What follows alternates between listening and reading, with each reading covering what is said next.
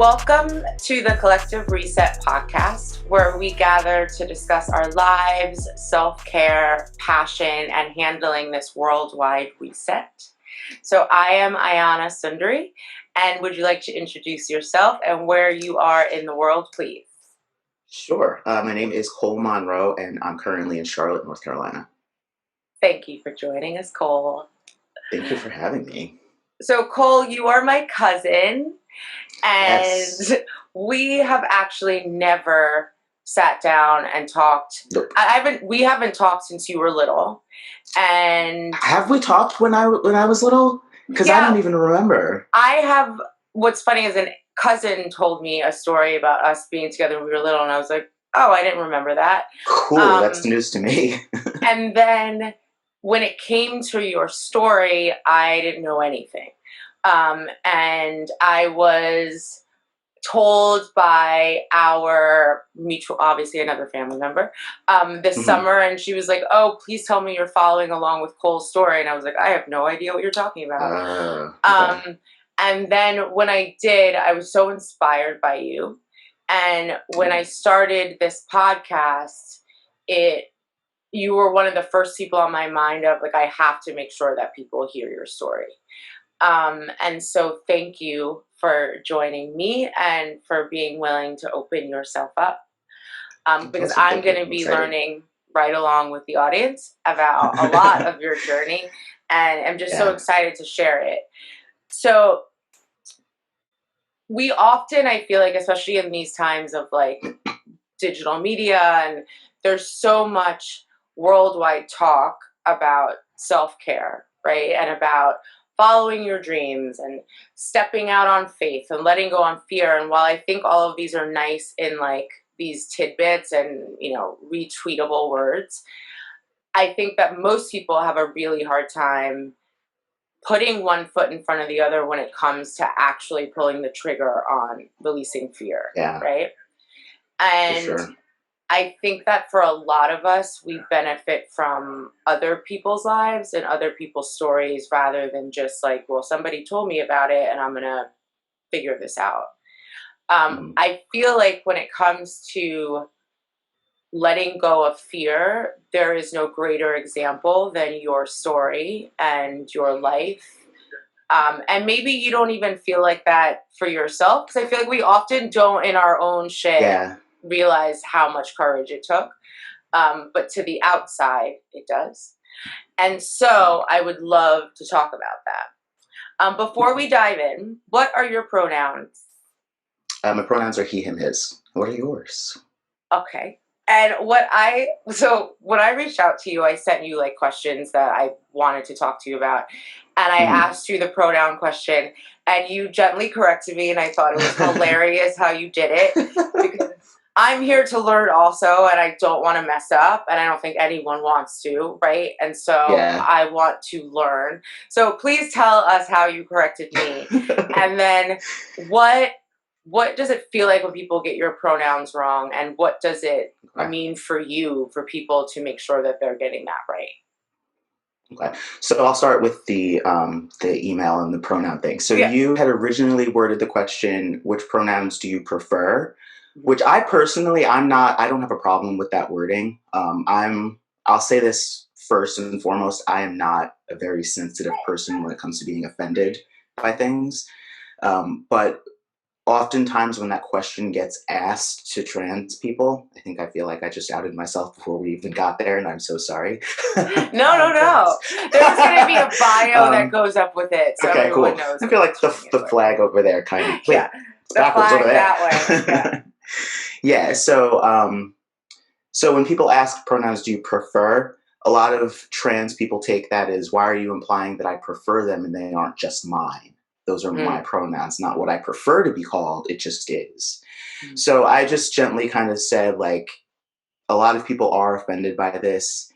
Coming from the wrong person, it comes across as a little bit of a, oh, bless your heart kind of southern moment, you know? I really laughed very hard at that. Because it is. You were correct. Yeah, it can be. It wasn't for me. I wasn't offended by it because I knew you weren't coming from a place of malice. And again, I'm not offended easily. So it was just a very easy, like, in case you come across the wrong person, this is the safe wording. And I liked that you checked me. I think that, we're in a very sensitive time right now. Yeah. What I often hope from the audience that watches this or people that read my writing is that you learn to let go of the sensitivity around being checked, right? That Mm-hmm. this is somebody's truth, it's not yours, and they know better than Yes. you do. And if they correct you, it just is what it is. It's not for you to then be offended or to be like, well, I was trying Right. to do the right thing, and then it becomes about them pacifying your ego. um, Right. right? Like allow yourself to be checked. Right. And And just just move because you, on. and then move on. And just because you weren't offended doesn't mean that somebody else wouldn't be. And I don't want to be the Right. cause of that. So thank you Right. for You're the welcome. check-in. Thank you for being receptive to it too. Because what you've Yeah. said is very important about letting go of that fear of being checked. Mm-hmm. Because it's you only know what you know. Yeah. When you find out the truth, then you go, okay, I was wrong. Yeah. And move on. You know? And then Yeah, do that's better all the it next takes. time. Yeah, So let's get into your story. You've been outed by your let's do flag. So let's talk about it. it. So when did you first know or feel that you were male? I think I felt it. I felt it when I was a kid, like little kid. I remember having a very specific moments where um, it came to clothes specifically. I think it was all clothes and going to church, putting on those Yeah. stockings in the morning Oh my with those god. strappy Mary Jane shoes, like those like kicking and screaming, I don't want to wear this, and not just because it's uncomfortable. This doesn't Mhm. resonate. I didn't have Mhm. language for it. I didn't understand I was male. I just Mhm. knew that I was different from my brother. He was Mhm. being treated differently, and I didn't understand why there had to be the difference. Mhm. And there was a lot of that when I was a kid, but again, there was no language for, oh, I'm the quote unquote wrong gender. Mhm. Um, so I lived as female. I owned it, I guess. Mhm. I lived it. I was it. I was just very unhappy with it. Mhm. I think in my early 20s was when things started to shift again, and I was like, wait a minute, I can wear men's clothing.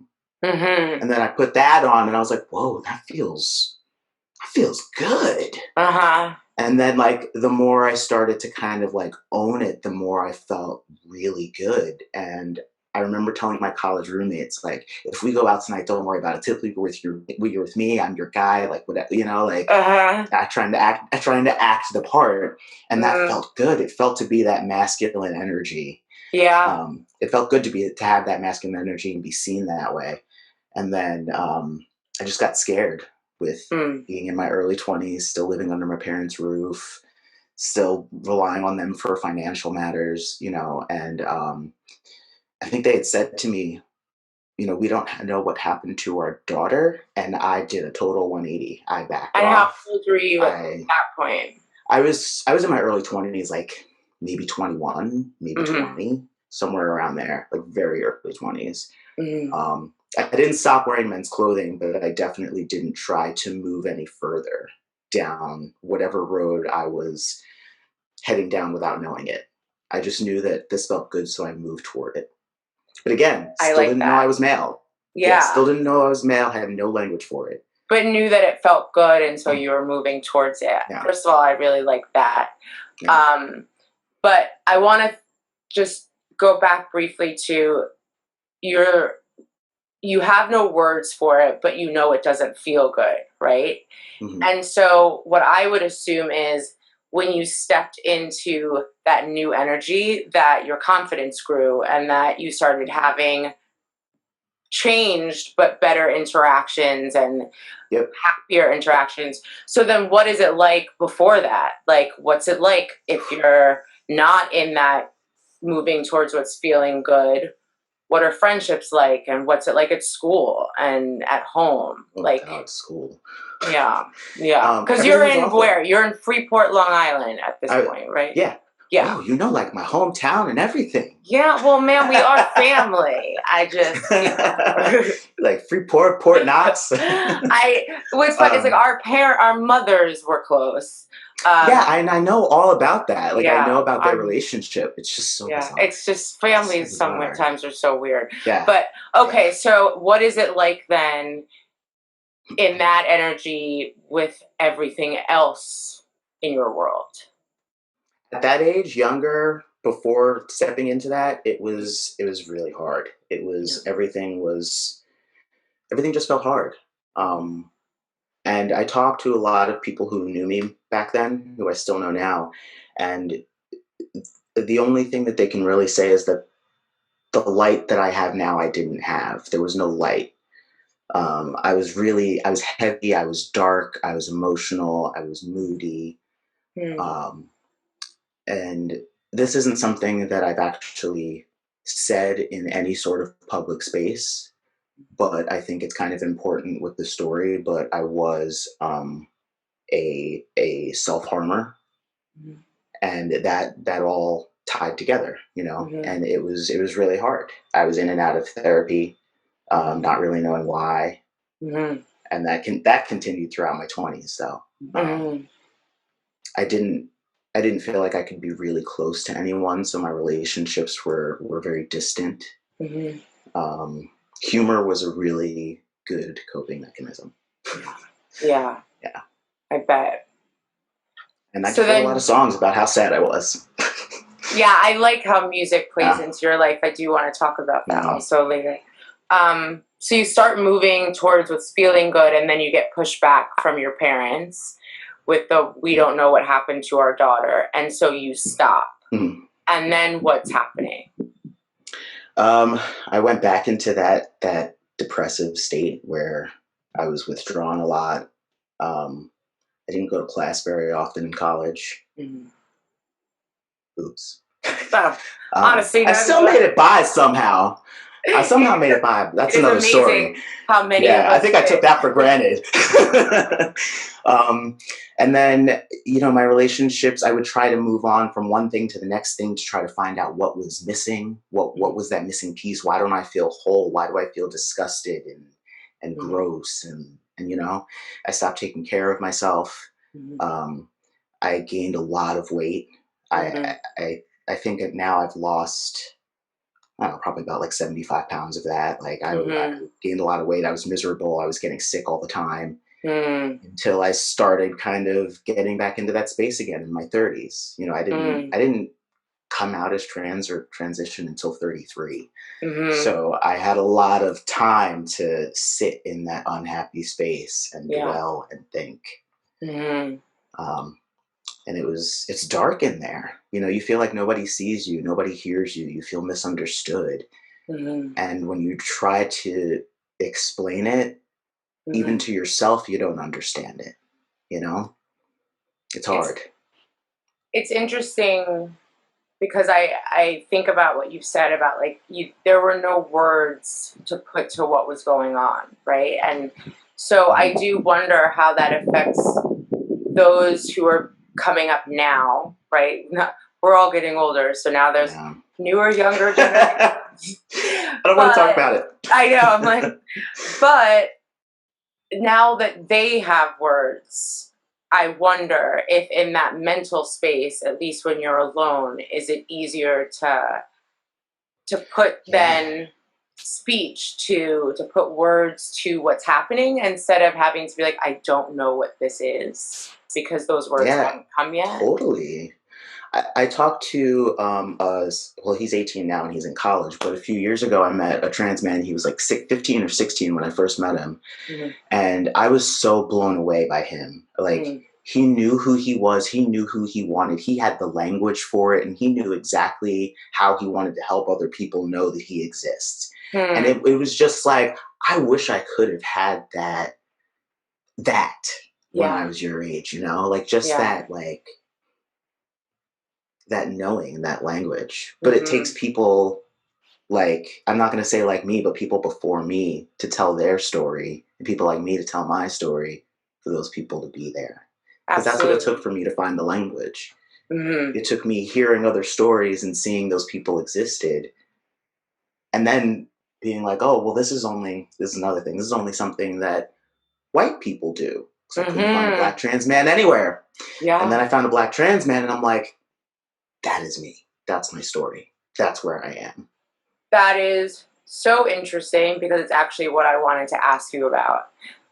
Because when Okay. I think, so that was a perfect lead in, Cole. When yeah, good job. When I think about like trauma that our community faces, right?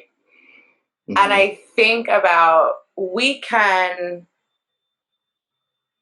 blame other communities as much as we'd like to, but we have our own shit in our own community. And Mm-hmm. one of them is not speaking to the elephants in the room. One Mm-hmm. of them is not often supporting. And look, times are changing. And so I will talk about maybe my generation and older, right? Of Mm-hmm. how there weren't words for this. We weren't willing to give words to this. There was a lot of conversations not being had in Black homes, Mm-hmm. and a lot of pushback in Black communities. Um, and how, one, I wanted to ask you just about your own journey with that, but also when you think about then who's coming up when we don't have mirrors, right? When we don't have people to look at to say this isn't just a white thing, and this isn't just but that there are people just like me. How damaging that Mm-hmm. can be to not have people like you who Yeah. use their voice to share their story, and also then how convoluted that can become because of the own pressures on you not to tell your story. Um, Right. and so that was a lot. But let's start with, so our family is Black. And our family is West Indian also, right? Which Mm-hmm. comes with its own island culture. And Mm-hmm. so did you feel like there was a relation to like being a Black person who was trying to reach for what felt good? Or did it feel like whether you were Black or white, you would have had this issue in your house? Or did you feel like also being a child of Black immigrants, Black island people, that also Well, played into it? yeah, I think your side of the family had more of the West Indian side. My Yeah. side had more of the because somewhere I don't know where the split is. Something split in there, and Mm-hmm. my side comes from like mostly like this area in the Mm-hmm. Carolinas, which is weird. Yeah. Um, so From it like was it Durham, was and I think it's like yeah, Durham yeah, and yeah, Greensboro. Yeah. yeah, yeah. So it's weird because I feel like in a lot of families in general, emotions just aren't discussed in a way that like I discuss emotions now. Mm-hmm. And I think that that was probably the hardest part. There was always a little bit of pressure put on me as being a Black child for sure, because you had a different set of standards, you Mm-hmm. know.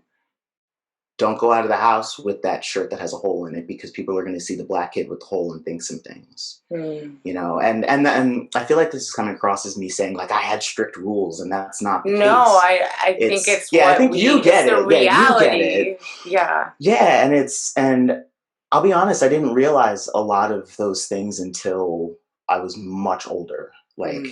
I'm talking like past couple of years much older, you Mm-hmm. know. So it's I'm still kind of coming to terms with that Yeah. stuff. And I do know that the pressure of having to act better and do better in public as a Black person hinders any Black person's, I guess, comfort with coming out with those like alternate things. And I say alternate Mm. in quotes. You Yeah. know, it's I think it makes it hard to say, you know what? I'm Black and I'm also this other thing that a lot of other people don't understand, look down upon, and it's going to make it way more harder for me as a Black person to be this. Mm-hmm. So I think it was more that than anything else. Like I don't think that like my family pushed Mm-hmm. anything on me. It was just a lot of I felt like that pressure of having to be better, do better, and fit in. So let's explain that, because I feel like the Black audience who's watching this is like, I know exactly what you're talking about. And Yeah. perhaps the white audience who's watching it's like, I don't get what you mean. So just on some clarity, right, is that Mm. from the time we are born, we are told as Black children who grow into Black adults that in order to be considered equal, we have to be better, do more, right, in order to be given the same treatment as our white counterparts.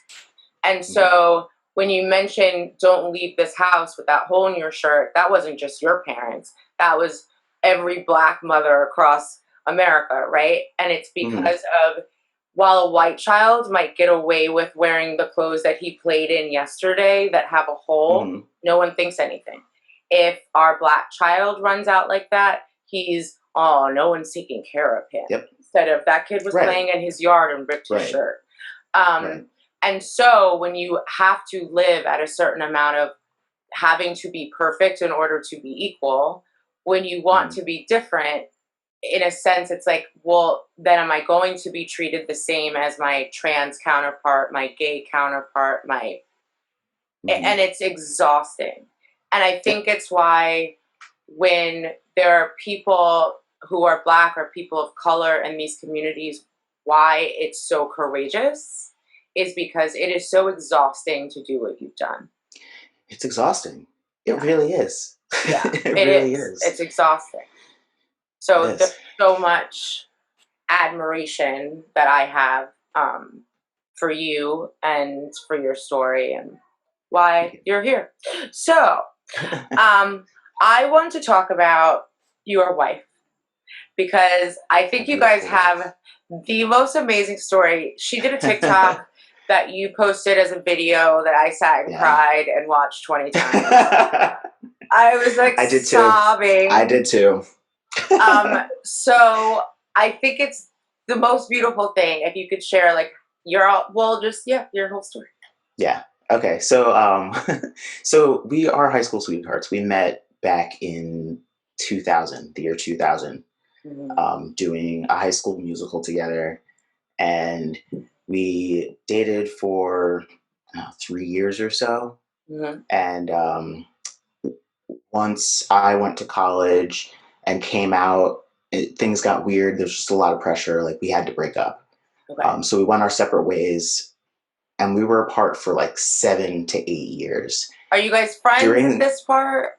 No, I tried to be every now and then, but she was just like, no, screw you. And she like deleted me from Facebook, like just totally got rid of me. Dang, and I was still, and like, I don't blame her. You know, there was nothing wrong with that. Yeah. But there would be certain times over that 7 to 8 year span where I'd wake up and be like, oh my God, I had a really weird dream about Danielle. And I'd shoot her a Facebook message and be like, hey, I had a really weird dream. Like, I'm just checking in. Is everything okay? And she'd be like, actually, no, like my grandmother just passed away. And so we had that thing like vice versa where like she would message me and be like, hey, I had a really rough dream. Are you okay? And I'd be like, actually, no, I'm going through some really tough things right now. Yeah. So we always had that like connection. And then I was living down in Charlotte. I kind of hated it and went back to New York. Okay. And then we reconnected. So I was there for 8 months. I lasted 8 months back in New York. We reconnected. And I was like, you know, if we get back together, this is like it, right? Like, there's no going back. We're not going to try again. Like, this is it. And she was like, yeah, I know. So we were together there for a couple of months. And then I came back to Charlotte. She was there for like another 6 months, kind of figuring things out. We moved in together, still a lesbian couple. That's weird to say. That was really weird to say. I feel so far removed from it that I'm okay saying it now, but it's just like, oh. But it feels like strange, yeah. Yeah, because I didn't even use that word when back then. Like, I used the word gay. It was... Okay. Because there was no... Because the lesbian didn't feel like the right... Yeah. Ugh, yeah. So we were still living there, and then, you know, we basically just built the life that we kind of always dreamed that we'd have. Still working on it, but yeah, we've been back together now for, 8 years, 6 years, 7 years. Hopefully she doesn't get mad that I can't remember. Somewhere close to that. That's all right. There's like 20 of them. It all blurs Yeah. together. And And married for 6 months on Saturday. I was gonna say, you guys Friday. just got married, and it looked beautiful. So let me get into questions then. So you guys are back in Charlotte, and you're a gay couple, and then you make the decision that you'd like to transition. So how do you have that conversation? Yeah. It wasn't just one. It was sure. not just one. Yeah, I'm sure. I like legitimately just came home from therapy one day and I was crying and I was like, I think this is what's going on. I'm transgender. And her whenever she tells this story, she says this is not a reaction she's proud of. So I feel like I have to say it. But sure, her response was, well, I mean, I'm not gonna call you my boyfriend, but I guess we'll see. And like it just was so just like, I like that answer though. In a way, because like it's interesting how she like that she wasn't like coming against you, it was like the title. Yeah. And then it got into a little bit more of like, well, I don't know if I want to date men again. Like I just had really bad experiences. And I totally understood that. And it was a lot, but I think she also saw that the more I waited and the more I thought about transitioning and the more I dwelled on it, the unhappier I got not doing it. And can I curse on this? Oh, yes. Okay. Okay. Okay. So one day it got to the point where she just asked me why I was crying and I was like, nothing. And she said, listen, you got to shit or get off the pot. You're either going to start transitioning or you're not. I can't live in this in between state anymore. And I felt like I had like her blessing in a sense. Yeah. Because I was so terrified to lose her. Yeah. And like I was working through like those fears. And then after I transitioned, like again, that confidence, that self-worth, all of those things kind of lifted in me. And the way she puts it is that she fell in love with, oops, I think I hit the microphone. She fell in love with the person that she always saw, but was never on the outside. So yeah. That's beautiful. Yeah. She said that like, you know, you may lose the body and the physical thing, but that love is always still there. Yeah. And our relationship actually got stronger from there because I felt like I was able to see her in a different way rather than just having that cloud over. Yeah. You know? That's a beautiful imagery of like when you were able to be yourself, having that fog lifted. Yeah. Right. And having that cloud lift and then how it makes you see other things differently. That's how it was. Yeah. I'm legitimately like I wrote down in my journal entries because I journaled a lot when I started that week and a half to 2 weeks after I started, I physically saw colors differently. Everything was brighter, and it wasn't like a wow, things look so great. It was like holy crap, I've never noticed that color green before. Like it was really bizarre. Like I was actually paying attention and seeing, rather than just kind of literally walking around in a fog. It was crazy. That's incredible. It was crazy, yeah. And so now you have the words for it and you're able to move more towards what feels good, which I feel like is so much of a part of like why I love this podcast is we keep meeting people who keep moving towards what feels good. And when people ask like, well, I don't know, like I feel like a lot of people are at a crossroads right now, right? And it's like people are deciding, did that paycheck, which has turned out not to be secure anyway, is that what I keep going for? Or do I follow passions or dreams and I don't know where to get started? And I always feel like the best advice I ever got in my life was just do what feels good and just keep choosing things that bring joy and start letting go of what doesn't. And eventually you look at your life and you're like, I've designed a life that I love. And that doesn't mean it's going to be perfect. Goosebumps. Yeah, I mean, it doesn't mean it's going to be perfect, but it means that you've said yes to everything that you wanted to say yes to. Yes. Right? And when I took that motto into my life and really started kind of living by it, that's when Yeah. things started changing.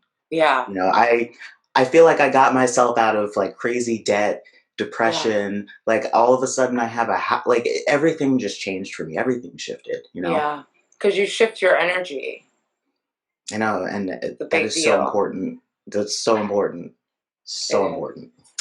So let's talk about Charlotte, because you are in the South. Charlotte. Charlotte. I am. In the South during a civil rights movement. And you are, so your wife is Caucasian. She's what? Hmm. Okay. And Yeah, you she's are white. Black. So you're all an Hmm. interracial couple in Charlotte during the civil rights movement. My guess is, so I'll say this, I don't want to speak for you. In my own relationships and friendships, right, there have been people who I've known for 20, 30, 40 years who have said some shit or had an opinion that I'm like, whoa, I didn't know, right? Yeah. I feel like we are all finding these moments of like, this is a conversation that I didn't know we needed to have, or what we're Yeah. having. And so I'm wondering, with you guys living in the South, being an interracial couple, with all of this swirling around you, have there been, because you've learned so much about each other, you've learned more than a lot of couples will ever learn Hmm. about each other. Are you still learning new things about each other when it comes to this movement? When it comes to, well, I'll say yes. I was going to say no, but the answer is yes, and they're not negative things though. Mm-hmm. Um, I feel very lucky and fortunate in the fact that I am with someone who was raised and brought up in the same hometown as me. Our Mm-hmm. hometown was very diverse, and the children of our group, of our town, are very open and welcoming and accepting. And that's one thing that I have found hasn't been wrong throughout this whole thing. Like those people aren't asking the weird questions that I'm like. So like I feel very lucky to have her with that. So like the things that I'm Yeah. learning about her now are just how deeply she hurts by all of the stuff going on. Like Hmm. I was having a very open and candid conversation with her right after um, George Floyd's. I don't even like saying the name. Like it I brings up know. so much, you know. And I had said to her, "This is the first time in my life that I actually feel like if I walk outside, half the people walking past me on the street actually don't give a shit about me." And that's a really, really hard thing to come to terms with. And I saw just how much that hurt her. Hmm. And like, she's just been so compassionate and open and willing to learn and such a loud voice as an Mhm. ally. And I love that about her. Yeah. And that's nothing that's new, but it's just, I think the thing that's new for me is seeing her do it in a way that she knows it's not always safe. Mm-hmm. Um, because it's not hard to find out where someone lives, but Mm-hmm. she's very vocal about how she feels, and if she sees something or hears something from a neighbor that she doesn't Mm-hmm. like on our like neighborhood platforms, she'll Mm-hmm. she'll call them out. You Yeah. know, she will call them out. Um, we have, I don't even know what to say. We have a cop that lives two houses down. That like we have this weird relationship. When we walk by, she gives him the I like it. eye. I like It's it. hilarious, and he's always wearing his America shorts, and I'm just like, Mm. I like it. You know what's impressive about that though is like, and sometimes what I think allies miss in the conversation is that it's not just a book you're reading, right? It's not just a self-help yeah, exercise. yeah, It's not just a text message you're sending or a petition you're signing, and all those things are amazing and necessary. So yeah, for let's sure. not undervalue them, but action right, is what's Mm, required. It is being yeah. loud on those platforms for your neighborhood. It is walking past the Hmm. cop and giving him the stink eye. It's funny, but it's Hmm. necessary, right? It is letting Yeah. people know that it's not just Black people that are watching you, but it's the white people who love them that are watching you also. Yeah. Because I feel like what we unfortunately have learned as a Black community is that our voice is not heard, and that Yeah. white voices are heard, and they have to be louder than ours if anything is going to change. It's a hard truth to swallow. It It really is. is. It is. Our voice should be Yeah. loud enough, but the Right. but it's not. And Hmm. it might be a hard pill for white people to swallow, right? That you have to do things that are scary, that you have to Hmm. maybe not make choices that make you feel safe, but they are the right choices. Right. And that can be scary for them also, but it's necessary. So Yeah, and I know kudos. that she's scared. Yeah, yeah, it's You know? scary. This is a Yeah, scary time.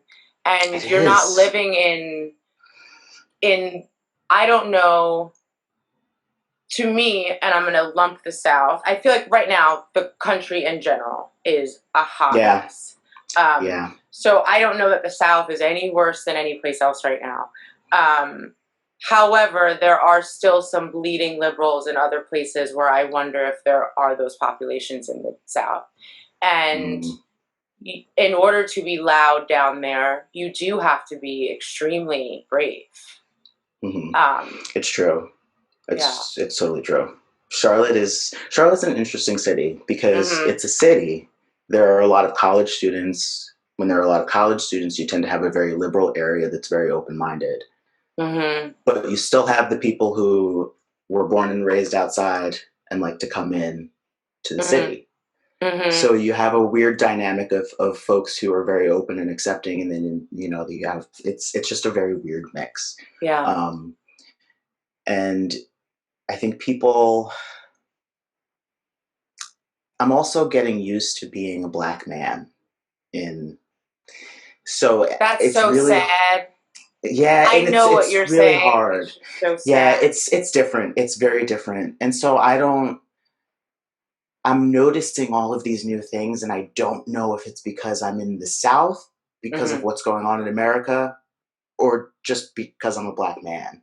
So Hmm. it's really hard for me to. That's a really hard question for me to like reasonably answer or give like Hmm. an answer that I feel good about or confident in. That just made me think, and you don't have to have a response or an answer, but it made me think of like how many roles you're having to learn, right? Yeah. And that in this racial movement, like I look at the difference of just how my husband and I respond to the civil rights movement and or to race in general, and a lot of it's based on how we are treated differently, me as a black Yeah. woman and him as a black male, and how the world responds to us, right? Hmm. And so you being a black male, how differently you're treated, but also that's a role that you're stepping into, so you're having to like Yeah. learn how people are racist against you in this role, in this. It's terrifying. That's terrifying. Yeah, I have on my car now, just on all four sides, be love, spread love. So that I'm Hmm. legitimately well, first of all, I want to spread more love. But I Yeah. also want to seem a little less threatening when I'm driving around. And Yeah. and right, that face that you make explains it all because I feel so sad that I have to even consider that. I'm Mhm. just like how can I make people understand that I'm crying at Hallmark commercials. I'm Mhm. sitting there, like I'm Yeah. crying about, like all the same stuff that you're crying about. Mhm. I'm at home probably cuddling like my 10-pound dog at night. Yeah. I'm not sitting at home trying to figure out how I can steal your purse while walking behind you in the parking lot because that's a Yeah. thing. It's interesting. I had a conversation with another cousin who you should talk to also, because you should talk to all of us and we should talk to you. But we were having a conversation about like it's so interesting being like a Black person because you're like, why are people so scared of us? Like, it's Yes. so weird. And Yes. it feels very much to me, and this is like a very bad, not the greatest metaphor. I'm I excited have already. a dog, right? I have a pit bull. Yeah. Her name is Mm. Anime. Pit bulls have a terrible reputation, right? Mm. And I watch, because I'm a pit bull owner, like in movies, how we say things like she came after me like a pit bull, or she's mean like a pit bull, Mm-hmm.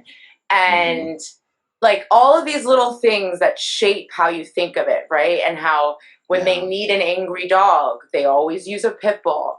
And Yeah. when you actually do your research, you find that on the American Board of Oh. Temperament for dogs, pit bulls fall at the bottom, and Mm-hmm. Labradors are worse than they are, and Chihuahuas are number Mm-hmm. one. And I think about when I walk with her, how people cross the street. And this is a dog that I know is scared of wind, can only walk on the left side on the stairs, cuddles when she hears thunder, scared of Yeah. birds, squirrel. Like, this is who this being actually is. And every pit Yeah. I meet. Now, there are mean pits, right? But the majority of them are sweet, lovable dogs, just like everybody else. And Mm-hmm. that's not comparing us to animals, but they are. And Yeah. it feels very much like, who told y'all that we were to be feared? Like, we're scared of you. Yeah. Like, I sit in we're that scared thought of you. so long. We Yeah. are literally putting bumper stickers around our cars to stay alive. Mm-hmm. We have I read a meme this other day about a woman who said her husband to take his driver's license picture, put on a suit and a hat, because he knew that would make him look more professional, and that if a cop saw Wow. it, he wouldn't look like a thug. It's like the things Mm-hmm. that we do to make other people comfortable, and we don't understand where this comes from. Yes. And who told y'all this? Like, Yeah. and if you were to look us up on who is starting wars and who is lynching people and Yep. coming after people, it's not us. I And know. it's just a It very hurts, doesn't it? interesting, it's painful because you're like, I don't get it. Yeah. But what I find beautiful about our people and our community is our level of resistance is Mm-hmm. our ability to hold on to joy, and our ability to find reasons to keep going in the midst of people crossing the street and clutching Yeah. their purses and harassing us publicly, that we have these conversations where we're able to laugh and find the humor Right. in the crazy. I think we're amazing. Amazing. Right. And it drives me, it blows my mind actually that people are sitting at their house right now thinking that this conversation is Yeah. us talking about how we're gonna like take over and get Yeah. back. And like that's all we sit and talk about, And it's so, is that all you sit and talk about? Like, Yeah. you know? Oh, I just unplugged my headphone. See, I'm that funny. That was funny. You missed it, but I said I'm that funny. You are that funny. That was good. I just like unplugged all my shit. It's so true. It's like, is that what y'all are talking about? Because that's not what we're Yeah. talking about. When I think about joy, resistance, what are some of the things right now that you're finding joy in? That you're like, this is what I am pulling on every day to make this experience a little less heavy. Yeah. I'm finding joy in very, very little things these days. I'm not trying to go big. Yeah. My meditation is key in the morning. That just feels good. I try to, honestly, I really do try to spread as much love as possible. I'll pick a Monday randomly and I'll just go through my contacts list and I'll just send messages to be like, hey, I hope you're having a really good Monday. I just want you to know, like, I'm thinking about you. I hope you have a really great week. If you need anything, let me, like, I'll just try to, like, that's something I'm trying to do. Just let people know there's someone thinking about you. There's someone sending love your way. Even people on social media who I may not know closely. Like, I find joy in just letting people know, hey, someone out there is rooting for you. That's so It important. feels good. Yeah, I'm trying to do good deeds. Yeah. You know, like when I'm driving around in that car that says "Be Love, Spread Love," and someone beeps next to me and like gives me a little thumb, it feels good, you know. Yeah. And I know that I've made their day a little bit brighter. So like doing things like that bring me a lot of joy, a lot of joy. And I've just really been feeling into experiencing life. I mean, experiencing life at home, but experiencing life. Yeah, but it looks like you guys are doing a lot of stuff. You're building, you're playing music. What have you been doing during this pandemic, this reset? So I've started building furniture, apparently. That's a thing that I do. Who I knew like could it. build furniture? You're good at I built it. like a whole like sectional for our backyard now. Now we can have parties, but we're not allowed to have parties. But you'll be ready. Yeah, we're ready. I started a web design business, Blue Stag Creative. So I've been doing websites for a lot of nonprofits actually, and a lot of like life coaches, business coaches, things like that. And then I'm also launching a little bit of a t-shirt line on Etsy to kind of help spread that love. Let me show you a little bit of that. May I see your shirt, please, sir? I am so deeply loved. I love it. Yeah, and part of the proceeds for this shirt in particular are going to go back into a charitable organization supporting LGBTQ community members. So places that are offering like trans housing to people, places that are offering like trans healthcare, shelters, things like that, that I'm going to be donating proceeds. And that can be found on Etsy under ampersand stuff. Okay, so let's give everyone again a chance to write down where they can find you. So run us down. All right, so let's start with Instagram for chatting or just positive content.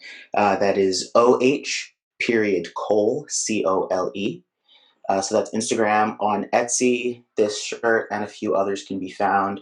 If you look at ampersand stuff, ampersand like the word AMPERSAND, and then bluestagcreative.com is my web design company. Very cool. Any of those things, that's how you find me. For all those people who are wanting to revamp that website, get their new business started. Also, I love that shirt. I'm ordering that shirt. I think we all should be walking around reminding ourselves that we are so deeply loved. I think it's important for other people to see when they pass you. I think it's important to wear and see on yourself in the mirror as a reminder. And so I love it. And your Instagram page is I love the content. I think you're so positive. Oh, thank you. Thanks. And I just like the energy in this family. We're doing good stuff. I know. I feel like I'm the family member who like does it off to the side all quietly. And then I'll pop up every now and then like, hey, what's everyone else doing? Yeah, but I like it. And I found it and now I'm following it. I just want to thank you so much. Like, it was for you to come on, like, we're family, but we had never had a conversation outside of social media. For you to open up to me about your story and to the Collective Reset audience, I'm just so deeply grateful. And on our own personal note, I hope this is the beginning of a beautiful friendship. Yeah, and that for sure. we are able to, I love you, and I love what you created and how firmly you have stepped into your truth, and I'm proud of you. Thank you so much. I love you too. I've got a lot of love for you. Mwah. And thank you to the Collective Reset audience for joining me and my cousin Cole today. Please do follow him and go to his Etsy page and purchase that dope-ass shirt and whatever else he has on his store. I am so deeply loved. And to all of us that are looking for ways to stay inspired throughout this collective reset, please do tune into this episode or others and subscribe. Thank you.